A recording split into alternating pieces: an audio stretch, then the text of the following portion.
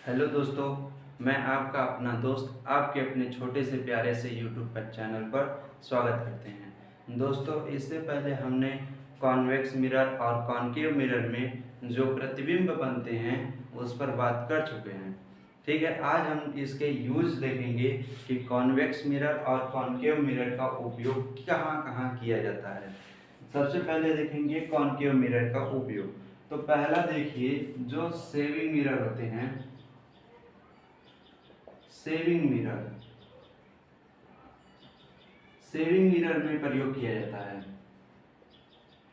ठीक है, मतलब सेविंग मिरर में अवतल दर्पण का उपयोग किया जाता है। ऐसे तो देखो, जो गांव में उपयोग करते हैं वो समतल दर्पण का उपयोग, मतलब प्लेन मिरर का उपयोग करके ही सेविंग कर लेते हैं। बट जो शहर के लोग होते हैं वो सेविंग मिरर का उपयोग करते हैं जिसमें अवतल दर्पण का उपयोग किया जाता है।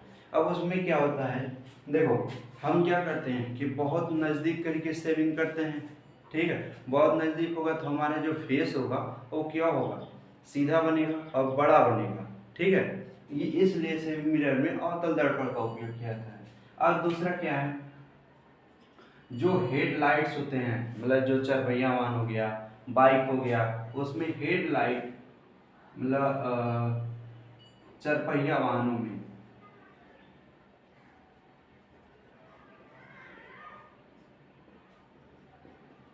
चरपहिया वाहनों में जो हेडलाइट्स होते हैं उनमें इसका प्रयोग किया जाता है, क्योंकि जो हमारा अवतल दर्पण होता है वो क्या करता है, मतलब कॉनकेव मिरर, देखो, जब फोकस पर होगा, फोकस पर से प्रकाश की रे जब मतलब आपतित होती हैं तो परावर्तन के पश्चात मतलब वो समांतर चलती हैं, जिससे क्या होता है, प्रकाश की किरणें बहुत दूर तक चलती हैं।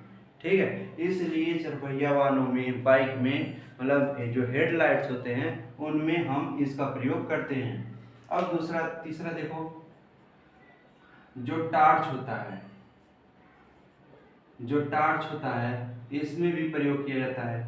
टार्च में इसका प्रयोग किया जाता है कॉनकेव मिरर का, क्योंकि जो टार्च होते हैं वो क्या होते हैं, लाइट को बहुत दूर तक भेजते हैं। ठीक है, लाइट को क्या करते हैं, बहुत दूर तक भेजते हैं। ठीक है, अब चौथा क्या है, सोलर कुकर। सोलर कुकर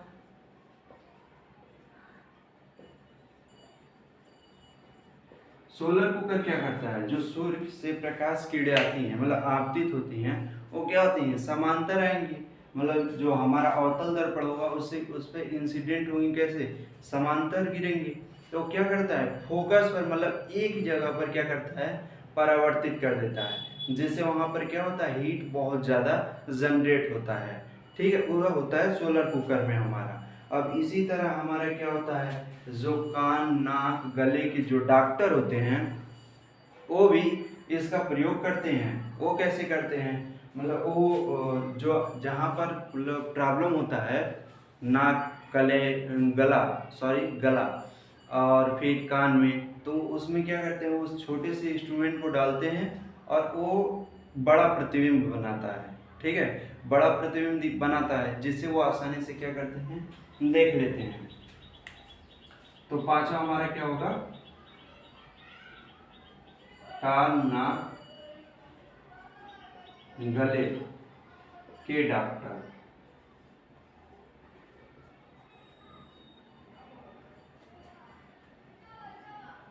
प्रयोग करते हैं। अब देखते हैं हमारा यूज ऑफ कॉन्वेक्स मिरर।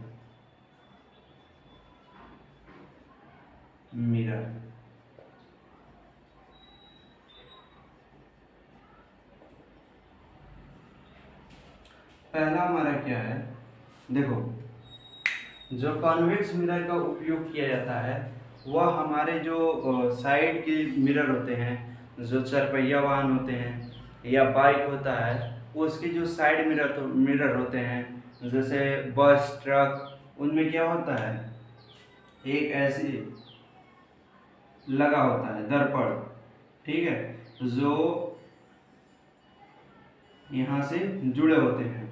तो इनमें किस कॉन्वेक्स मिरर का उपयोग किया जाता है, मतलब उत्तल दर्पण का उपयोग किया जाता है। अब क्यों किया जाता है, देखो, जो हमने पढ़ा है कि जो हमारा अवतल दर्पण होता है उसमें क्या होता है, अवतल दर्पण में प्रतिबिंब की स्थितियां 6 हैं और उत्तल दर्पण में प्रतिबिंब की स्थितियां 2 हैं।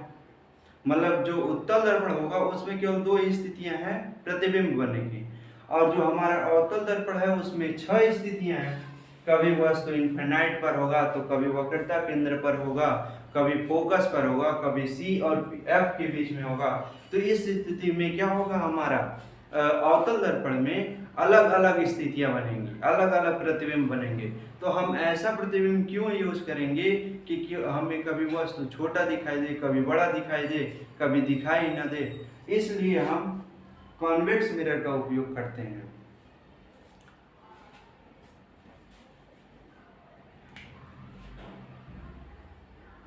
क्या कर सकते हैं,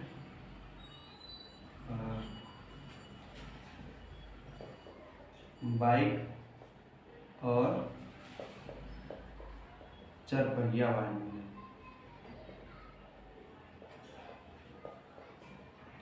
वाहनों में।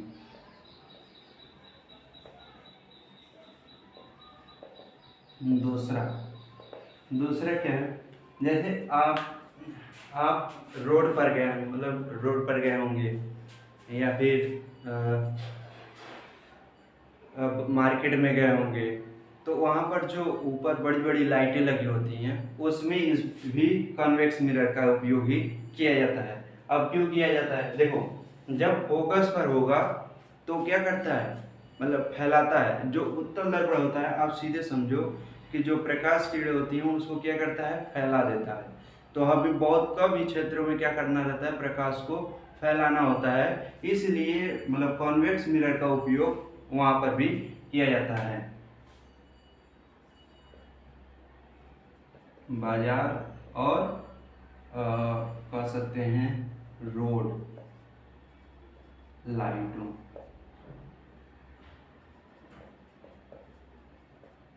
में इसका प्रयोग किया जाता है। अब हम देखेंगे कि चिन्ह परिपाटी। चिन्ह परिपाटी क्या होता है, जो अवतल दर्पण होते हैं या फिर गोली दर्पण के लिए आप कह सकते हो कि चिन्ह परिपाटी क्या होते हैं, उस पर बात करेंगे। दोस्तों अब हम देखेंगे कि गोली दर्पण के लिए चिन्ह परिपाटी। देखो जो पहले के लोग थे वो क्या करते थे, चिन्ह परिपाटी का उपयोग, मतलब चिन्ह परिपाटी को क्यों लाया गया, पहले तो ये समझो। देखो हम जानते हैं कि जो हमारा गोली दर्पण होता है, मतलब गोली दर्पण में उत्तल दर्पण और अवतल दर्पण होता है, इसका उपयोग हम बहुत ज़्यादा करते हैं। ठीक है, अभी आपने देखा ही है, मतलब जो लाइट होते हैं, हेड लाइट होते हैं, सरपहिया वाहन होते हैं, उससे भी प्रयोग किया जाता है।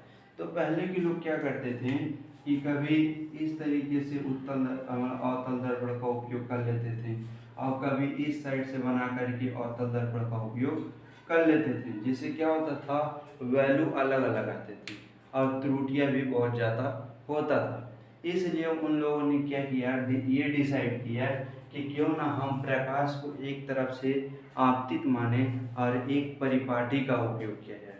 तब उन लोगों ने यह डिसाइड किया और एक परिपाटी को लाया जिसका नाम दिया कि गोली दर्पण द्वारा परावर्तन के लिए चिन्ह परिपाटी। तो उस कंडीशन में उन लोगों ने क्या किया, देखो जो हमारा चतुर्थांश होते हैं उसी के आधार पर इन लोगों ने चिन्ह परिपाटी को लाया। ठीक है,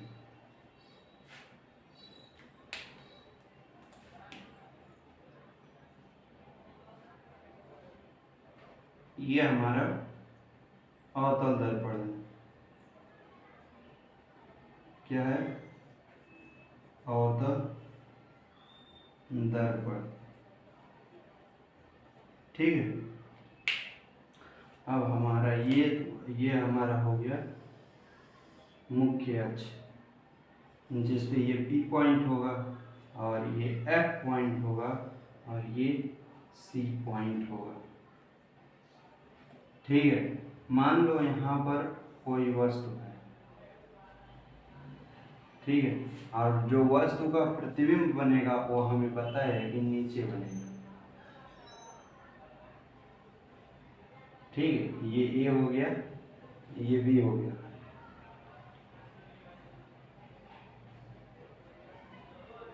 ये वाला बी पॉइंट हो गया, और ये बी डैश हो गया, और ये ए डैश हो गया। जो प्रतिबिंब की मतलब प्रतिबिंब बनता है वह नीचे होता है, और जो बिंब होता है वह ऊपर होता है, मतलब वस्तु ऊपर होता है। अब देखो कभी कभी क्या होता है कि जो हमारा आखिरी के पॉइंट होते हैं कभी कभी इस तरीके से इधर भी बन जाते हैं। तो ये एक्स डैश एक्स हो जाएगा, ये एक्स डैश हो जाएगा, और एक हम मान लेते हैं कि यहीं पर है वाई वाई डैश। तो हमारा जो चतुर्थांश के लिए जो क्या कहता है कि ये हमारा क्या बनेगा, प्लस प्लस बनेगा, और ये वाला क्या कहेगा कि जब इस पॉइंट से हम इधर जाएंगे तो माइनस बनेगा, मतलब माइनस प्लस बनता है। ठीक है, और इस स्थिति में मतलब जब थर्ड चतुर्थांश में आते हैं तो माइनस माइनस बनता है, राइट। और जब फोर्थ में आते हैं क्या होता है, हमारा प्लस हो जाता है और माइनस हो जाता है। हमें इतना पता है चतुर्थांश के कंडीशन में कैसे होता है। अब देखो जब हम यहाँ से इस साइड जाएंगे तो हमारा क्या होगा, मतलब वस्तु की जब दूरी ली जाएगी, वस्तु की क्या ली जाएगी, दूरी ली जाएगी, तो उसे क्या करेंगे, ऋणात्मक लेंगे। वस्तु की दूरी क्या करेंगे, ऋणात्मक लेंगे, और जब वस्तु की ऊंचाई लेंगे, हाइट लेंगे, वस्तु की ऊंचाई,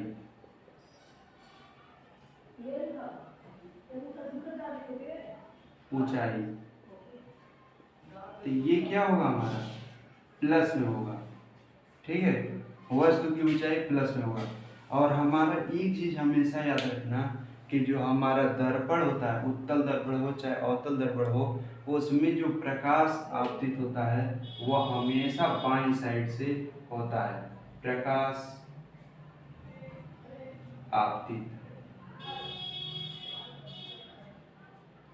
जो आपतित होगा, ठीक है, ये प्रकाश क्या हो रहा है, बाएं साइड से हमेशा आएगा। मतलब इसमें क्या है, जब आप ऐसे खड़े होगे तो बाएं साइड पे होगे, और जब आप इसके डायरेक्शन में खड़े होगे तो दाएं साइड पे होगे। तो आपको सबसे आसान तरीका है कि आप ऐसे सामने से देखो और बाएं साइड से कहो, ठीक है, आसानी से याद हो जाएगा। बाएं साइड से हमेशा आपतित होता है इसके। अब देखो जब हम नीचे आएंगे तो इस कंडीशन में क्या होगा कि जब हम प्रतिबिंब की तरफ चलेंगे तो इस कंडीशन में क्या होता है, माइनस लिया जाएगा। प्रतिबिंब की दूरी क्या होगा, माइनस होगा हमारा। और जब प्रतिबिंब की ऊंचाई की बात किया जाएगा, प्रतिबिंब की ऊंचाई,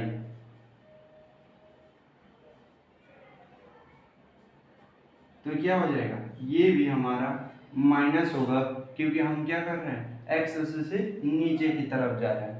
अब देखो कभी कभी क्या होता है, हमारा जो अवतल दर्पण होता है उसमें वस्तु का प्रतिबिंब कहाँ पर बन जाता है, यहाँ पर आभासी बन जाता है, मतलब सीधा बन जाता है। ठीक है, जब यहाँ पर होगा वस्तु तो इस कंडीशन में क्या होगा, यहाँ पर हमेशा क्या किया जाता है, प्रतिबिंब की ऊंचाई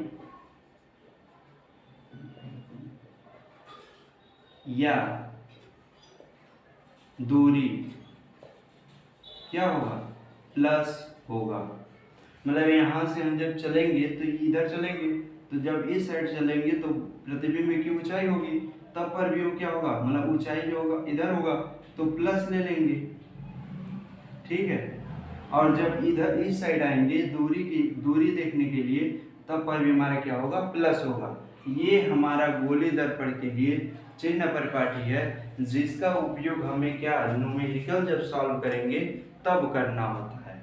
ठीक है, अब हम देखेंगे कि इसके गोली दर्पण के लिए मतलब जो सूत्र है, गोली दर्पण आप कह सकते हो गोली दर्पण सूत्र। अब देखेंगे और उसके बाद आवर्धन देखेंगे। देखो दोस्तों, हम दर्पण सूत्र और आवर्धन की बात करने वाले हैं। देखो इस चैप्टर में मतलब जो दर्पण होता है, दर्पण से रिलेटेड जो भी हम न्यूमेरिकल लगाएंगे इन्हीं दो बेसिस पर लगाएंगे। और एक तुम्हारा क्या आ जाता है, एक सूत्र और आ जाता है, वो भी हम देख लेंगे, लेकिन ये पहले देखते हैं। इसमें क्या होगा, 1/v plus 1/u equal to 1/f सूत्र होता है ये, मतलब जिसे हम कहते हैं दर्पण सूत्र। ठीक है, ये हमारा होता है दर्पण सूत्र। अब इसमें v क्या होता है, u क्या होता है और f क्या होता है, ये देख लेते हैं। देखो जो v होगा हमारा वो प्रतिबिंब की दूरी होगी, प्रतिबिंब की दूरी, मतलब उसके मूल बिंदु से प्रतिबिंब की दूरी होगी जितनी दूरी तक हो जाएगा। और एक होगा वस्तु की दूरी, या फिर कह सकते हो बिंब की दूरी। बिंब समझो, बिंब की दूरी, बिंब की दूरी। और ये हमारा हो जाता है फोकस दूरी,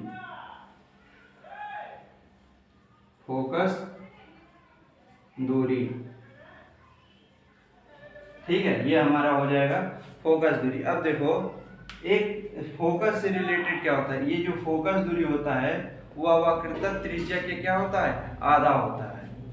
ठीक है, तो आप कह सकते हो कि F इक्वल टू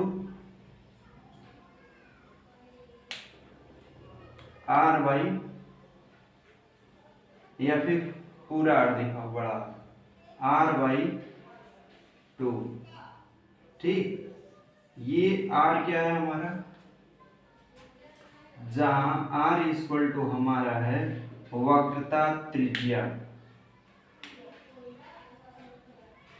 वक्रता त्रिज्या, त्रिज्या।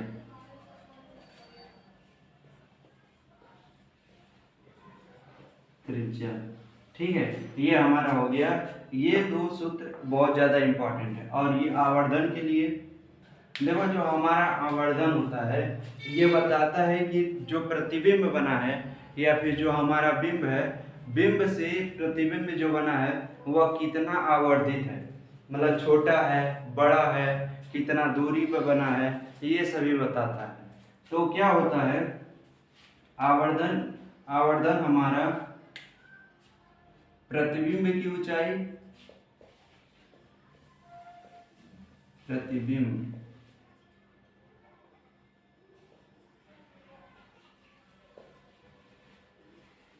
की ऊंचाई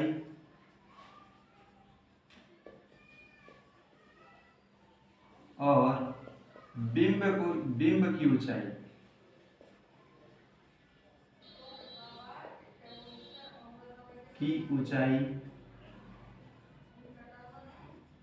का अनुपात होता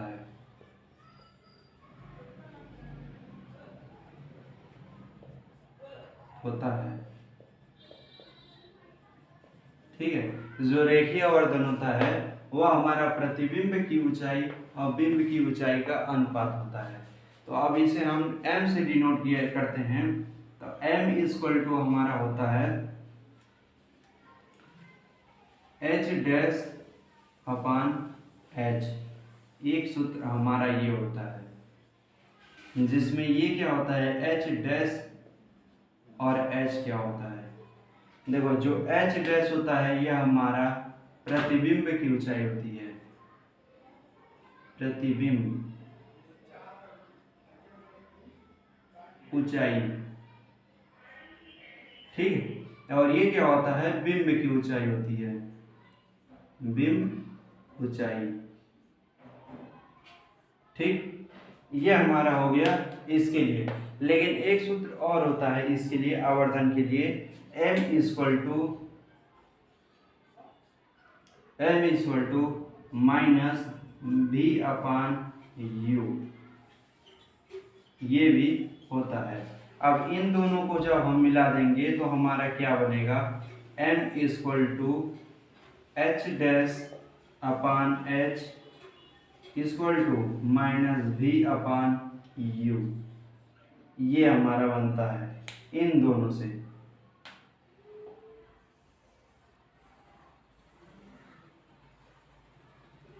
जो कि क्या है, बहुत ज़्यादा इम्पॉर्टेंट है। अब इसमें देखो क्या होगा, जब यहाँ पर हम न्यूमेरिकल सॉल्व करेंगे, अगर तो चिन्ह में माइनस आ जाता है, चिन्ह में माइनस आ जाता है, तो इसका मतलब ये होगा कि जो हमारा प्रतिबिंब बना है वह क्या है, वास्तविक है, मतलब दर्पण के सामने बना है।